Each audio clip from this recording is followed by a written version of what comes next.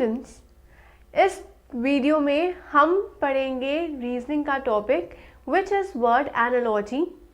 और आज के specific topic of word analogy में हम कवर करेंगे the sub topic that is pair relationship.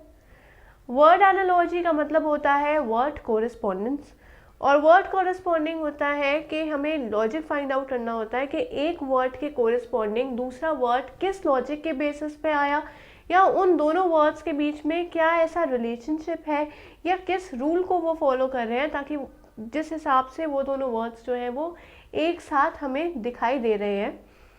Now whenever there arises a term analogy, चाहे वो वर्ड हो, लेटर हो या नंबर एनालॉजी हो, ऑलवेज रिमेंबर कि वो फॉलो करते हैं 4 एंटिटीज़ को। तो सिंपली एक रूल है कि analogy is equal to 4 entities, और हर एंटिटी का एक स्पेसिफिक नेम होता है। यहाँ पर एंटिटी 1 जो है वो कोरस्पॉन्ड करती है एंटिटी 2 को, एंड सिमिलरली एंटिटी 3 जो है वो कोरस्पॉन्ड करेगी एंटिटी 4 को। और इन 4 एंटिटीज में से entity 4 will be the missing entity, और क्वेश्चन में हमें ये एंटिटी 4 फाइंड आउट करनी होगी।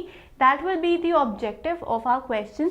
तो एंटिटी 4 को हमें फाइंड आउट करना होगा, और क्वेश्चन आएगा कि if entity 1 is related to entity 2, then how is entity 3 related to entity 4? or we have to find that entity 4 over here. यहाँ पर जब 2 कॉलम्स आएंगे इसका मतलब होता है then और so, कि अगर एंटिटी 1 जो है वो एंटिटी 2 को कोरिस्पॉन्ड कर रही है तो एंटिटी 3 कौन सी एंटिटी को उसी रिलेशन के हिसाब से कोरिस्पॉन्ड करेगी। उसके लिए हमें एंटिटी 1 और एंटिटी 2 के बीच में रिलेशनशिप फाइंड आउट करना है, और जो भी यहाँ पर रिलेशन आएगा या जो भी रूल या किसी भी पैटर्न को वो फॉलो करेंगे वो same pattern we have to apply on entity number 3 in order to get entity 4। अब जैसे मैंने बताया कि आज की वीडियो में हमारा टॉपिक है पेयर रिलेशन। हमारा टॉपिक है पेयर रिलेशन, मतलब यही इनका रूल होएगा और यही पैटर्न वो फॉलो करेंगे। पेयर रिलेशन में क्या होता है कि हमारे पास 2 पेयर गिवन होंगे। एक पेयर जो होएगा वो एंटिटी 1 में होएगा, मतलब पेयर का जो एक एलिमेंट होएगा वो एंटिटी 1 में होएगा और दूसरा एलिमेंट एंटिटी 2 में होएगा।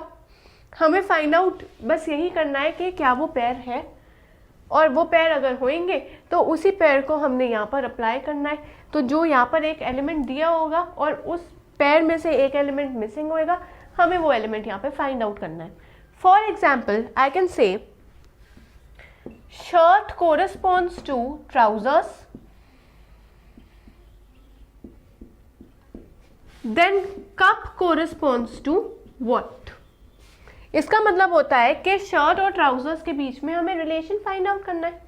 अब शर्ट और ट्राउजर्स जो हैं ये पेयर रिलेशनशिप को फॉलो करते हैं, क्योंकि ना तो हम ट्राउजर्स अकेले पहन सकते हैं और ना ही शर्ट। अगर शर्ट पहनी है तो नीचे ट्राउजर्स होंगे ही होंगे, और अगर ट्राउजर्स पहनी है तो ऊपर शर्ट या टी शर्ट कुछ तो होगा ही।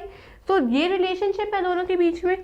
ऐसे ही कप का रिलेशनशिप होता है सॉसर के साथ, कि अगर हमारे हाथ में कप है या टेबल पे कप पड़ा हुआ है तो it is very important and it is general basic manners कि सॉसर भी उस कप के साथ प्रोवाइडेड हो। तो ये एक पेयर हो गया और ये दूसरा पेयर हो गया। ये पेयर हम सिर्फ तभी फाइंड आउट करेंगे जब हमें एंटिटी 1 और एंटिटी 2 के बीच में रिलेशनशिप पता होगी कि क्या है। तो ऐसे ही हम कुछ पेयर्स को आइडेंटिफाई करेंगे, उसका टेबल बनाएंगे, और उस टेबल के बेसिस में we will be solving some of the questions regarding this topic. So let's draw the table. So now let us draw a table. अब हम टेबल ड्रॉ करेंगे जिसमें 2 कॉलम्स होंगे, और 2 कॉलम्स में होंगे हमारे पेयर के 2 एलिमेंट। तो पहला होगा हमारा एलिमेंट 1 एंड सेकेंडली होगा एलिमेंट 2। अब फर्स्ट जैसे हमने बात की अभी शर्ट की, और शर्ट को कंप्लीट करती है ट्राउजर्स, तो ये हो गया फर्स्ट। सेकंड, अगर हमारे हाथ में पेंसिल है या कोई, जब हम छोटे थे तो हम पेंसिल से काम करते थे, तो पेंसिल के साथ हमेशा इरेजर होता ही था, सो ये भी एक पेयर बनेगा, पेंसिल के साथ eraser is again a pair. Next, अगर हम शूज पहन रहे हैं तो सॉक्स भी डलेगी ही डलेगी, तो shoes and socks again become a pair. Next, cup and saucer. The next is door and a window. अगर रूम में डोर है तो विंडो भी होगी, हर किसी के रूम में विंडोज होती हैं और डोर्स भी होते हैं, सो डोर और window is again an example. Next, horse and carriage. Horse और कैरेज होएगी।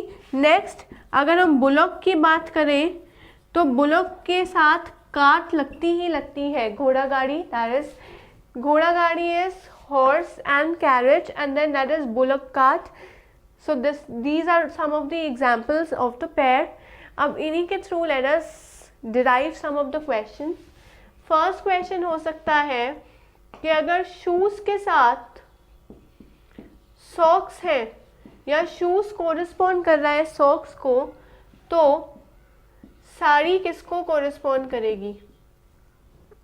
If shoes correspond to socks then sari corresponds to what? हमें पता है shoes and socks are pair, ऐसे ही साड़ी का पेयर बनेगा blouse. So with sari it is we wear blouse, right? Women wear blouse along with sari, so sari and blouse become one pair and shoes and socks बनेगा एक pair। तो यहाँ पर भी pair है और यहाँ पर भी pair है। अगर यहाँ पर pair था that was the relationship, वही रिलेशन हमने इधर अप्लाई कर दिया ताकि हमें अपना डिजायर्ड आंसर मिल जाए। This is word analogy. अब आपने देखा होगा कि वर्ड एनालॉजी में कहीं पे भी रीजनिंग तो आई ही नहीं है, ये तो जनरल नॉलेज है हमारी कि डोर के साथ विंडो होएगी, शूज़ के साथ सॉक्स होंगे। बहुत ही कॉमन सा टॉपिक है ये वाला जो आज हमने डिस्कस किया है इस वीडियो में। ऐसे ही वर्ड एनालॉजी के बाकी टॉपिक्स के बारे में जानने के लिए आप बाकी की वर्ड एनालॉजी की वीडियोस भी जाकर देख सकते हैं, so that you can get an idea about the type of questions that can be asked in word analogy, और किन किन टॉपिक से वर्ड एनालॉजी में क्वेश्चंस आ सकते हैं, ताकि आप उन टॉपिक्स को भी गो थ्रू करके उनके बारे में भी थोड़ी सी अवेयरनेस ले सकते हैं। So over here that this was question number 1। Question number 2 can be, ऐसे भी आ सकता है कि if horse is related to carriage then door is related to what? तो क्वेश्चंस ऐसे सिंबल्स के फॉर्म में भी आ सकता है और पूरा स्टेटमेंट के फॉर्म में भी आ सकता है। दोनों तरीके से है तो वो वर्ड एनालॉजी का ही टॉपिक एंड वर्ड एनालॉजी का ही क्वेश्चन।